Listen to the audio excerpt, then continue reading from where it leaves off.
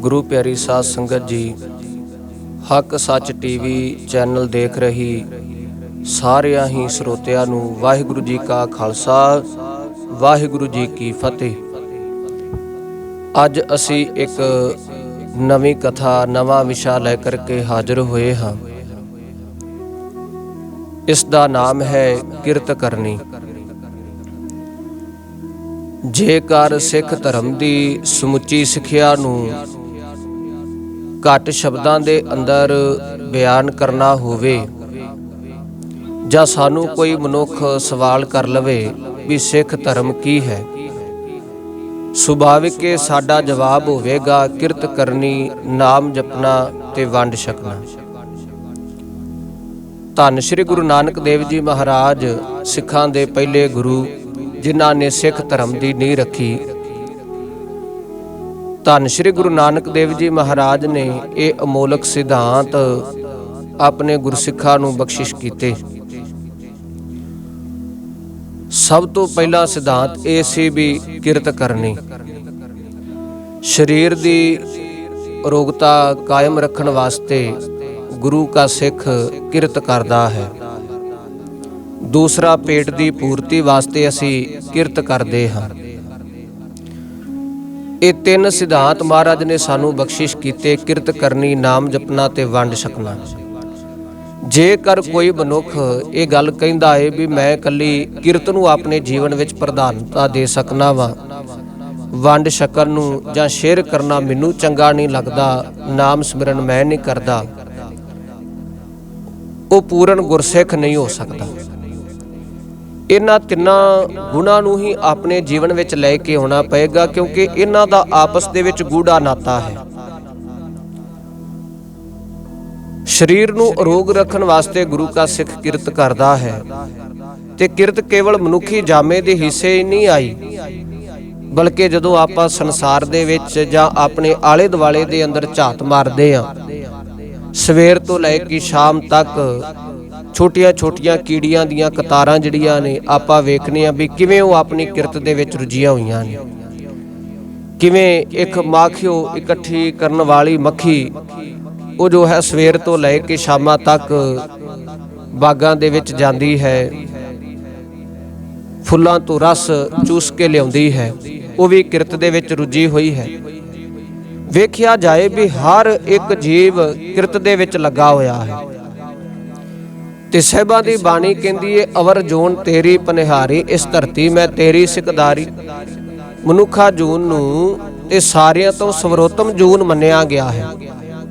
ਮਹਾਰਾਜ ਨੇ ਸਰਦਾਰੀ ਬਖਸ਼ਿਸ਼ ਕੀਤੀ, ਤੇ ਜਿਹੜੇ ਸਰਦਾਰ ਹੁੰਦੇ ਨੇ ਉਹਨਾਂ ਦੇ ਫਰਜ਼, ਉਹਨਾਂ ਦੀਆਂ ਜ਼ਿੰਮੇਵਾਰੀਆਂ ਵੀ ਕੁਝ ਦੂਸਰਿਆਂ ਦਾ ਨਾਲੋਂ ਜ਼ਿਆਦਾ ਹੁੰਦੀਆਂ ਨੇ। ਇਸ ਕਰਕੇ ਕਿਰਤ ਕਰਨੀ ਇਹ ਅਕਾਲ ਪੁਰਖ ਪ੍ਰਮਾਤਮਾ ਦਾ, ਜਾਂ ਇਉਂ ਕਹਿ ਲਈਏ ਵੀ ਰੱਬੀ ਹੁਕਮ ਵੀ ਹੈ, ਤੇ ਕਿਰਤ ਕਰਨੀ ਬਹੁਤ ਜ਼ਰੂਰੀ ਹੈ, ਅਤ ਲਾਜ਼ਮੀ ਹੈ। ਜਦੋਂ ਆਪਾਂ ਸੰਸਾਰ ਦੇ ਵਿੱਚ ਵਿਚਰਦਿਆਂ ਹੋਇਆਂ ਕੀ ਵੇਖਦੇ ਆ ਵੀ ਕਈ ਐਸੇ ਵੀ ਸੰਸਾਰ ਦੇ ਅੰਦਰ ਆਲਮ ਹੋਏ ਜਿਨ੍ਹਾਂ ਨੇ ਹੈਣ ਤੇ ਸਿਰੇ ਦੇ ਉਹ ਆਲਸੀ ਅਤੇ ਦਲਿਦਰੀ, ਪਰ ਅਕਾਲ ਪੁਰਖ ਪਰਮਾਤਮਾ ਨੂੰ ਵੀ ਚੈਲੰਜ ਕੀਤਾ, ਉਲਾਮਾ ਦਿੱਤਾ ਵੀ ਅਕਾਲ ਪੁਰਖ ਪਰਮਾਤਮਾ ਨੇ ਮਨੁੱਖ ਨੂੰ ਪੇਟ ਲਾ ਦਿੱਤਾ ਏ, ਇਹ ਉਹਦੀ ਭੁੱਲ ਹੈ। ਜਦੋਂ ਕਿ ਗੁਰਬਾਣੀ ਇਹ ਗੱਲ ਕਹਿੰਦੀ ਏ, ਭੁੱਲਣ ਅੰਦਰ ਸਭ ਕੋ ਅਭੁੱਲ ਗੁਰੂ ਕਰਤਾਰ। ਗੁਰੂ ਅਤੇ ਪਰਮੇਸ਼ਰ ਕਦੇ ਵੀ ਭੁੱਲ ਨਹੀਂ ਕਰਦਾ। ਜੋ ਕੁਝ ਅਕਾਲ ਪੁਰਖ ਪਰਮਾਤਮਾ ਨੇ ਸਾਜਿਆ ਏ, ਬਣਾਇਆ ਏ, ਉਹ ਸਭ ਕੁਝ ਠੀਕ ਏ, ਉਹਦੇ ਵਿੱਚ ਊਣਤਾ ਹੀ ਨਹੀਂ। ਇਹ ਸਾਡਾ ਆਪਣਾ ਨਜ਼ਰੀਆ ਏ ਵੇਖਣ ਦਾ।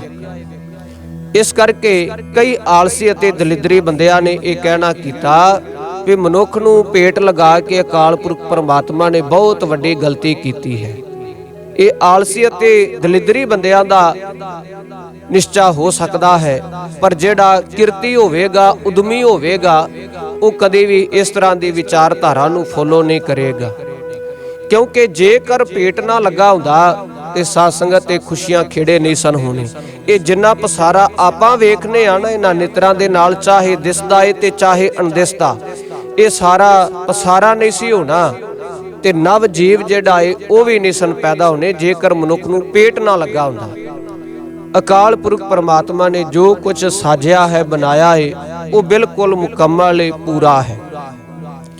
ਇਸ ਕਰਕੇ ਧੰਨ ਸ਼੍ਰੀ ਗੁਰੂ ਨਾਨਕ ਦੇਵ ਜੀ ਮਹਾਰਾਜ ਨੇ ਸਭ ਤੋਂ ਪਹਿਲਾਂ ਕਿਰਤ ਕਰਨ ਦਾ ਸਿਧਾਂਤ ਬਖਸ਼ਿਸ਼ ਕੀਤਾ। ਕਿਉਂਕਿ ਜਿਹੜਾ ਬੰਦਾ ਉਦਮੀ ਹੁੰਦਾ ਹੈ ਨਾ, ਮਿਹਨਤੀ, ਤੇ ਉਹਦੇ ਜੀਵਨ ਵਿੱਚ ਗੁਰੂ ਨਾਨਕ ਪਾਤਸ਼ਾਹ ਜੀ ਮਹਾਰਾਜ ਕਹਿੰਦੇ ਨੇ ਕਦੇ ਵੀ ਅੰਨ ਧਨ ਦੀ ਟੋਟ ਨਹੀਂ ਆ ਸਕਦੀ। ਇਹ ਉਦਮੀ ਬੰਦੇ ਦੀ ਨਿਸ਼ਾਨੀ ਹੈ। ਉਦੋ ਸ਼ਾਹੇ ਕਿਆ ਨਿਸ਼ਾਨੀ, ਟੋਟ ਨਾ ਆਵੇ ਅੰਨੀ। ਉਹਦੇ ਘਰ ਦੇ ਅੰਦਰ ਕਦੀ ਵੀ ਅੰਨ ਪਦਾਰਥਾਂ ਦੀ ਕਮੀ ਨਹੀਂ ਆਏਗੀ, ਕਿਉਂਕਿ ਉਹ ਮਿਹਨਤੀ ਹੈ। ਉਹਨੇ ਮਿਹਨਤ ਕਰਕੇ, ਉਦਮ ਕਰਕੇ ਸਭ ਕੁਝ ਹਾਸਲ ਕਰ ਲੈਣਾ ਹੈ। ਪਰ ਜਿਹੜਾ ਆਲਸੀ ਬੰਦਾ ਹੈ, ਉਹ ਤੇ ਸਾਧ ਸੰਗਤ ਆਪਣੇ ਜੀਵਨ ਨੂੰ ਨਿਵਾਤਨ ਵੱਲ ਲੈ ਕੇ ਚਲਾ ਜਾਂਦਾ ਹੈ, ਉਹ ਗਰਕ ਕਰ ਲੈਂਦਾ ਹੈ। ਕਿਉਂਕਿ ਅਕਾਲ ਪੁਰਖ ਪਰਮਾਤਮਾ ਨੇ ਤੇ ਸੁੰਦਰ ਇਹ ਕਾਇਆ ਬਖਸ਼ਿਸ਼ ਕੀਤੇ, ਹੱਥ ਪੈਰ ਦਿੱਤੇ ਚਲਾਉਣ ਵਾਸਤੇ ਵੀ, ਮਨੁੱਖ ਤੂੰ ਕਿਰਤ ਕਰ। ਪਰ ਕਈ ਐਸੇ ਆਲਸੀ ਅਤੇ ਦਲਿਦਰੀ ਨੇ, ਉਹ ਕਿਰਤ ਨੂੰ ਆਪਣੇ ਜੀਵਨ ਵਿੱਚ ਪ੍ਰਧਾਨਤਾ ਨਹੀਂ ਦਿੰਦੇ। ਤੇ ਮਹਾਰਾਜ ਕਹਿੰਦੇ ਨੇ ਐਸਾ ਸਾਡਾ ਗੁਰਸਿੱਖ ਨਹੀਂ ਹੋਵੇਗਾ। ਮਹਾਰਾਜ ਨੇ ਆਪ ਜਿਹੜਾ ਇਹ ਸ਼ਬਦ ਗੁਰਬਾਣੀ ਅੰਦਰ ਦਰਜ ਕੀਤੇ ਨੇ, ਗਿਆਨ ਵਿਹੂਣਾ ਗਾਵੇ ਗੀਤ, ਭੁੱਖੇ ਮੂਲਾਂ ਘਰੇ ਮਸੀਤ, ਮਖੱਟੂ ਹੋਏ ਕੇ ਕੰਨ ਫੜਾਏ, ਫਕਰ ਕਰੇ ਹੁਰ ਜਾਤ ਗਵਾਏ, ਗੁਰ ਪੀਰ ਸਦਾਏ ਤਾਂ ਕੇ ਮੂਲ ਨਾ ਲੱਗਿਆ ਪਾਏ। ਗੁਰੂ ਨਾਨਕ ਪਾਤਸ਼ਾਹ ਜੀ ਮਹਾਰਾਜ ਦਾ ਇਹ ਸਿਧਾਂਤ ਰਿਹਾ ਹੈ ਵੀ ਘਾਲ ਖਾਏ ਕਿਸ ਹੱਥੋਂ ਦੇ, ਨਾਨਕ ਰਾਹ ਪਛਾਣੈ ਸੀ। ਗੁਰੂ ਕਾ ਸਿੱਖ ਦਸਾਂ ਨੂੰਹਾਂ ਦੀ ਕਿਰਤਕਾਰ ਕਰੇ ਤੇ ਉਹਦੇ ਵਿੱਚੋਂ ਫਿਰ ਵੰਡ ਛਕਣ ਦੀ ਭਾਵਨਾ ਰੱਖਦਾ ਹੋਵੇ। ਹੁਣ ਗੁਰਮੁਖੋ ਦਸਾਂ ਨੂੰਹਾਂ ਦੀ ਕਿਰਤਕਾਰ ਤੇ ਅਸੀਂ ਕਰਨੀ ਏ। ਕਿਰਤੀ ਕੌਣ ਨੇ? ਜੇਕਰ ਆਪਾਂ ਵੇਖਿਆ ਜਾਏ, ਇੱਕ ਹਾਕਮ ਵੀ ਕਿਰਤੀ ਏ ਜੇਕਰ ਉਹ ਸਾਧ ਸੰਗਤ ਸਾਰਿਆਂ ਦੀ ਸਹੀ ਤਰ੍ਹਾਂ ਦੇ ਨਾਲ ਪ੍ਰਤਪਾਲਨਾ ਪਿਆ ਕਰਦਾ ਹੈ। ਇੱਕ ਰਾਜਾ ਜਿਹੜਾ ਏ ਉਹ ਵੀ ਕਿਰਤੀ ਹੈ। ਇੱਕ ਨੌਕਰੀ ਪੇਸ਼ੇ ਵਾਲਾ ਬੰਦਾ ਜਾਂ ਇੱਕ ਫੈਕਟਰੀ ਦਾ ਮਾਲਕ ਵੀ ਕਿਰਤੀ ਏ। ਜੇਕਰ ਉਹ ਆਪਣੇ ਮਜ਼ਦੂਰਾਂ ਤੋਂ ਵਾਜਬ ਕੰਮ ਲੈਂਦਾ ਏ ਤੇ ਉਹਨਾਂ ਦਾ ਬਣਦਾ ਹੱਕ ਮਜ਼ਦੂਰਾਂ ਨੂੰ ਦਿੰਦਾ ਹੈ, ਉਹ ਵੀ ਸਾਧ ਸੰਗਤ ਕਿਰਤੀ ਹੈ। ਇਸੇ ਕਰਕੇ ਧੰਨ ਸ਼੍ਰੀ ਗੁਰੂ ਨਾਨਕ ਦੇਵ ਜੀ ਮਹਾਰਾਜ ਨੇ ਕਿਰਤ ਨੂੰ ਪ੍ਰਧਾਨਤਾ ਦਿੱਤੀ ਏ। ਤੇ ਸਾਹਿਬਾਂ ਨੇ ਇਹੀ ਗੱਲ ਕਹੀ। ਜੇਕਰ ਅਸੀਂ ਮਹਾਰਾਜ ਦਾ ਜੀਵਨ ਵਿਚਾਰੀਏ, ਧੰਨ ਸ਼੍ਰੀ ਗੁਰੂ ਨਾਨਕ ਦੇਵ ਜੀ ਮਹਾਰਾਜ ਅਹਿਮਦਾਬਾਦ ਦੀ ਧਰਤੀ ਤੇ ਸੈਦਪੁਰ ਜਿਹੜਾ ਇਹ ਪਹੁੰਚੇ ਨੇ, ਤੇ ਸਾਹਿਬਾਂ ਨੇ ਆਪਣਾ ਨਿਵਾਸ ਭਾਈ ਲਾਲੋ ਜੀ ਦੇ ਘਰ ਕੀਤਾ ਸੀ, ਜਿਸ ਦਾ ਕੀਤਾ ਸੀ ਤਰਖਾਣ ਮੰਜੀਆਂ ਨੂੰ ਜਿਹੜਾ ਇਹ ਗੰਢਣਾ। ਹੁਣ ਭਾਈ ਲਾਲੋ ਜਿਹੜਾ ਇਹ ਤਰਖਾਣ ਹੈ, ਉਹ ਕਿਰਤ ਕਰਦਾ ਏ ਦਸਾਂ ਨੂੰਹਾਂ ਦੀ। ਵੇਖੋ ਕਿਰਤ ਵੀ ਜਿਹੜਾ ਏ ਉਹ ਧਰਮ ਦੀ ਹੋਣੀ ਚਾਹੀਦੀ ਏ। ਵੈਸੇ ਚੋਰ ਡਾਕੂ ਇਹ ਵੀ ਦਸਾਂ ਨੂੰਹਾਂ ਦਾ ਜਿਹੜਾ ਏ ਉਹ ਵਰਤ ਕੇ ਘਰ ਦੇ ਅੰਦਰ ਧਨ ਲੈ ਕੇ ਆਉਂਦੇ ਨੇ, ਪਰ ਉਹਨਾਂ ਨੂੰ ਧਰਮ ਦੀ ਕਿਰਤ ਨਹੀਂ ਕਿਹਾ ਜਾ ਸਕਦਾ। ਕਿਉਂਕਿ ਗੁਰੂ ਨਾਨਕ ਪਾਤਸ਼ਾਹ ਜੀ ਮਹਾਰਾਜ ਦਾ ਇਹ ਬਚਨ ਹੈ ਵੀ ਹੱਕ ਪਰਾਇਆ ਨਾਨਕਾ ਉਸ ਸੂਰ ਉਸ ਗਾਏ, ਗੁਰ ਪੀਰ ਹਾਮਾ ਤਾਂ ਭਰੇ ਜਾ ਮੁਰਦਾਰ ਨਾ ਖਾਏ। ਗੁਰੂ ਨਾਨਕ ਪਾਤਸ਼ਾਹ ਜੀ ਨੇ ਤੇ ਇਹੀ ਸਿਧਾਂਤ ਬਖਸ਼ਿਸ਼ ਕੀਤਾ ਹੈ ਵੀ ਘਾਲ ਖਾਏ ਕਿਛ ਹੱਥੋਂ ਦੇ, ਨਾਨਕ ਰਾਹ ਪਛਾਣੈ ਸੇ। ਇਸੇ ਤਰ੍ਹਾਂ ਅਰਜ਼ ਕਰ ਰਿਹਾ ਸਾਂ, ਧੰਨ ਸ਼੍ਰੀ ਗੁਰੂ ਨਾਨਕ ਦੇਵ ਜੀ ਮਹਾਰਾਜ ਅਹਿਮਦਾਬਾਦ ਦੀ ਧਰਤੀ ਤੇ ਪਹੁੰਚੇ ਨੇ। ਭਾਈ ਲਾਲੋ ਜਿਹੜਾ ਕਿਰਤੀ ਸੀ, ਉਹਦੇ ਘਰ ਸਾਹਿਬਾਂ ਨੇ ਨਿਵਾਸ ਕੀਤਾ। ਉਹਨਾਂ ਦਿਨੀ ਉਸ ਵਕਤ ਜਿਹੜਾ ਅਹਿਮਦਾਬਾਦ ਦਾ ਹਾਕਮ ਸੀ ਮਲਕ ਭਾਗੋ, ਉਹਨੇ ਆਪਣੇ ਘਰ ਦੇ ਅੰਦਰ ਇੱਕ ਬਹੁਤ ਵੱਡਾ ਬ੍ਰਹਮ ਭੋਜ ਕੀਤਾ ਹੋਇਆ ਹੈ। ਧੰਨ ਸ਼੍ਰੀ ਗੁਰੂ ਨਾਨਕ ਦੇਵ ਜੀ ਮਹਾਰਾਜ ਦਾ ਪਤਾ ਲੱਗਾ ਵੀ ਆਏ ਨੇ, ਭਾਈ ਲਾਲੋ ਦੇ ਘਰ ਠਹਿਰੇ ਨੇ। ਆਪਣੇ ਬੰਦਿਆਂ ਨੂੰ ਭੇਜਿਆ, ਕਹਿ ਦਿੱਤਾ ਵੀ ਗੁਰੂ ਨਾਨਕ ਪਾਤਸ਼ਾਹ ਜੀ ਮਹਾਰਾਜ ਨੂੰ ਬੁਲਾ ਕੇ ਲਿਆਓ, ਉਹ ਵੀ ਬ੍ਰਹਮ ਭੋਜ ਦੇ ਅੰਦਰ ਸ਼ਾਮਲ ਹੋਵਨ। ਤੇ ਧੰਨ ਸ਼੍ਰੀ ਗੁਰੂ ਨਾਨਕ ਦੇਵ ਜੀ ਮਹਾਰਾਜ ਨਹੀਂ ਆਏ। ਵਾਰ-ਵਾਰ ਮਲਕ ਭਾਗੋ ਸੁਨੇਹੇ ਭੇਜਦਾ ਰਿਹਾ। ਅਖੀਰ ਧੰਨ ਸ਼੍ਰੀ ਗੁਰੂ ਨਾਨਕ ਦੇਵ ਜੀ ਮਹਾਰਾਜ ਲੁਕਾਈ ਦਾ ਉਧਾਰ ਕਰਨ ਵਾਸਤੇ ਜਦੋਂ ਮਲਕ ਭਾਗੋ ਦੇ ਘਰ ਗਏ, ਇਹੀ ਗੱਲ ਕਹੀ ਸੀ ਕਿ ਮਲਕ ਭਾਗੋ ਤੇਰੀ ਜਿਹੜੀ ਕਿਰਤ ਹੈ ਨਾ, ਉਹ ਹੱਕ ਸੱਚ ਦੀ ਨਹੀਂ। ਤੂੰ ਤੇ ਗਰੀਬਾਂ ਦਾ ਖੂਨ ਚੂਸ ਕੇ ਇਸ ਤਰ੍ਹਾਂ ਆਪਣੇ ਘਰ ਬ੍ਰਹਮ ਪੂਜ ਕੀਤਾ ਹੋਇਆ ਹੈ। ਧੰਨ ਸ਼੍ਰੀ ਗੁਰੂ ਨਾਨਕ ਦੇਵ ਜੀ ਮਹਾਰਾਜ ਕਹਿੰਦੇ ਨੇ ਤੇਰੇ ਨਾਲੋਂ ਤੇ ਇਹ ਭਾਈ ਲਾਲੋ 100 ਦਰਜੇ ਚੰਗਾ ਹੈ, ਜੋ ਦਸਾਂ ਨੂੰਹਾਂ ਦੀ ਧਰਮ ਦੀ ਕਿਰਤ ਕਰਦਾ ਏ, ਕਿਸੇ ਦਾ ਹੱਕ ਨਹੀਂ ਮਾਰਦਾ। ਸੋ ਇਸ ਕਰਕੇ ਜੇਕਰ ਗੁਰੂ ਕੇ ਸਿੱਖ ਨੇ ਕਿਰਤ ਕਰਨੀ ਹੈ ਨਾ, ਤੇ ਦਸਾਂ ਨੂੰਹਾਂ ਦੀ ਕਿਰਤ ਕਰੇ, ਧਰਮ ਦੀ ਕਿਰਤ ਹੋਵੇ। ਜੇਕਰ ਸਾਧ ਸੰਗਤ ਦਸਾਂ ਨੂੰਹਾਂ ਦੀ ਕਿਰਤਕਾਰ ਕਰੇਗਾ ਤੇ ਮਹਾਰਾਜ ਇਸ ਨੂੰ ਗਲ ਵਕੜੀ ਵਿੱਚ ਲਾਉਣਗੇ। ਧੰਨ ਸ਼੍ਰੀ ਗੁਰੂ ਗੋਬਿੰਦ ਸਿੰਘ ਜੀ ਮਹਾਰਾਜ ਅਨੰਦਪੁਰ ਸਾਹਿਬ ਦੀ ਧਰਤੀ ਤੇ ਰਹਿਮਤਾਂ ਵਰਸਾ ਰਹੇ ਸਨ। ਉਹਨਾਂ ਦੇ ਕੋਲ ਸੰਗਤ ਬੈਠੀ ਹੋਈ ਏ। ਧੰਨ ਸ਼੍ਰੀ ਗੁਰੂ ਗੋਬਿੰਦ ਸਿੰਘ ਜੀ ਮਹਾਰਾਜ ਦਰਸ਼ਨ ਦੇ ਕੇ ਨਿਵਾਜ ਰਹੇ ਨੇ। ਤੇ ਜਦੋਂ ਕੀਰਤਨ ਦੀ ਸਮਾਪਤੀ ਹੋਈ ਤੇ ਸਾਹਿਬਾਂ ਨੇ ਉਸ ਵਕਤ ਇਹ ਕਹਿਣਾ ਕੀਤਾ ਵੀ ਪਿਆਸ ਲੱਗੀ ਹੈ, ਜਲ ਦਾ ਪ੍ਰਬੰਧ ਕੀਤਾ ਜਾਏ। ਮਹਾਰਾਜ ਦਾ ਗੜਵਈ ਉਸ ਵਕਤ ਹਾਜ਼ਰ ਨਹੀਂ ਸੀ। ਤੇ ਇੱਕ ਨੌਜਵਾਨ ਬੜੀ ਛੇਤੀ ਦੇ ਨਾਲ ਜਦੋਂ ਬਾਟੇ ਦੇ ਵਿੱਚ ਜਲ ਲੈ ਕੇ ਮਹਾਰਾਜ ਦੇ ਕੋਲ ਹਾਜ਼ਰ ਹੋਇਆ, ਧੰਨ ਸ੍ਰੀ ਗੁਰੂ ਗੋਬਿੰਦ ਸਿੰਘ ਜੀ ਮਹਾਰਾਜ ਨੇ ਉਹਦੇ ਹੱਥਾਂ ਵੱਲ ਵੇਖ ਕੇ ਕਿਹਾ ਸੀ ਵੀ ਤੁਸੀਂ ਕੀ ਕੰਮ ਕਰਦੇ ਹੋ, ਤੁਹਾਡੀ ਕਿਰਤ ਕੀ ਹੈ।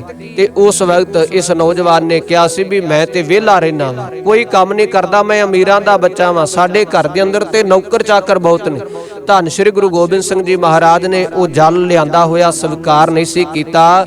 ਇਹੀ ਗੱਲ ਕਹੀ ਸੀ ਵੀ ਅਕਾਲ ਪੁਰਖ ਪਰਮਾਤਮਾ ਨੇ ਇਸ ਸੰਸਾਰ ਨੂੰ ਸਾਜਿਆ ਏ ਤੇ ਉਸਨੇ ਕਿਰਤ ਬਣਾਈ ਏ।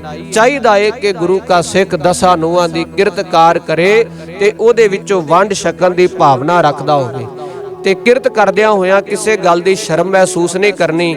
ਅੱਜ ਦੁਖਾਂਤ ਇਸ ਗੱਲ ਦਾ ਏ ਕਿ ਸਾਡੇ ਅੱਜ ਨੌਜਵਾਨ ਵੀਰ ਜੋ ਆਪਣੇ ਸਾਧ ਸੰਗਤ ਦੇਸ਼ ਵਿੱਚ ਰਹਿ ਕੇ ਜਿਹੜਾ ਇਹ ਕਿਰਤ ਨਹੀਂ ਕਰਦੇ, ਉਹ ਕਹਿੰਦੇ ਨੇ ਸਾਨੂੰ ਸ਼ਰਮ ਮਹਿਸੂਸ ਹੁੰਦੀ ਏ। ਤੇ ਕਿਰਤ ਕਰਦਿਆਂ ਹੋਇਆਂ ਕਿਸੇ ਪ੍ਰਕਾਰ ਦੀ ਕੋਈ ਜਿਹੜਾ ਇਹ ਸ਼ਰਮ ਨਹੀਂ ਕਰਨੀ, ਕਿਉਂਕਿ ਕਿਰਤੀ ਬੰਦਾ ਕਦੇ ਵੀ ਕਿਰਤੀ ਬੰਦੇ ਨੂੰ ਉਲਾਮਾ ਨਹੀਂ ਦਿੰਦਾ। ਜਦੋਂ ਵੀ ਸਾਧ ਸੰਗਤ ਉਲਾਮਾ ਦੇਗਾ ਨਾ, ਆਲਸੀ ਅਤੇ ਦਲਿਦਰੀ ਦੇਗਾ। ਕਿਰਤ ਕਦੇ ਵੀ ਛੋਟੀ ਵੱਡੇ ਨਹੀਂ ਹੋ ਸਕਦੇ। ਹੁਣ ਅੱਜ ਦੁਖਾਂਤ ਇਹ ਵੇ ਕਿ ਸਾਡੇ ਨੌਜਵਾਨ ਵੀਰ ਪੰਜਾਬ ਦੀ ਧਰਤੀ ਨੂੰ ਛੱਡ ਕੇ ਵਿਦੇਸ਼ਾਂ ਵਿੱਚ ਜਾ ਕੇ ਕੰਮ ਕਰਨ ਨੂੰ ਜਿਹੜਾ ਇਹ ਮਾਣ ਮਹਿਸੂਸ ਕਰਦੇ ਨੇ, ਜਦੋਂ ਕਿ ਚਾਹੀਦਾ ਏ ਵੀ ਜੇਕਰ ਮਹਾਰਾਜ ਨੇ ਕਿਰਤ ਨੂੰ ਪ੍ਰਧਾਨਤਾ ਦਿੱਤੀ ਏ, ਆਪਣੇ ਦੇਸ਼ ਵਿੱਚ ਰਹਿ ਕੇ ਵੀ ਅਸੀਂ ਕਿਰਤਕਾਰ ਕਰਦੇ ਹੋਇਆਂ ਕਿਸੇ ਗੱਲ ਦੀ ਜਿਹੜੀ ਸ਼ਰਮ ਮਹਿਸੂਸ ਨਾ ਕਰੀਏ। ਇਸ ਕਰਕੇ ਅੱਜ ਦਾ ਇਹ ਵਿਸ਼ਾ ਹੈ ਵੀ ਕਿਰਤ ਕਰਨੀ, ਨਾਮ ਜਪਣਾ ਤੇ ਵੰਡ ਛਕਣਾ। ਕਿਰਤ ਕਰਨੀ ਬਹੁਤ ਜ਼ਰੂਰੀ ਹੈ। ਜੇਕਰ ਸਾਡੇ ਜੀਵਨ ਵਿੱਚ ਉਦਮ ਹੋਵੇਗਾ ਤੇ ਸਾਹਿਬਾਂ ਦੀ ਬਾਣੀ ਕਹਿੰਦੀ ਉਦਮ ਕਰਿੰਦਿਆਂ ਜੀਓ ਤੂੰ ਕਮਾਵੰਦਿਆਂ ਸੁਖ ਪੁੰਚ, ਧਿਆਇਂਦਿਆਂ ਤੂੰ ਪ੍ਰਭੂ ਮਿਲ, ਨਾਨਕ ਉਤਰੀ ਚਿੰਤ। ਸਤਿਗੁਰੂ ਜੀ ਰਹਿਮਤ ਕਰਨ, ਆਪ ਸਰਬੱਤ ਮਾਈ ਭਾਈ ਨੂੰ ਨਾਮਦਾਨ ਗੁਰਸਿੱਖੀ ਵਾਲਾ ਜੀਵਨ ਬਖਸ਼ ਕੇ ਨਿਵਾਜਨ। ਭੁੱਲ ਚੁੱਕ ਦੀ ਖਿਮਾ। ਵਾਹਿਗੁਰੂ ਜੀ ਕਾ ਖਾਲਸਾ, ਵਾਹਿਗੁਰੂ ਜੀ ਕੀ ਫਤਿਹ।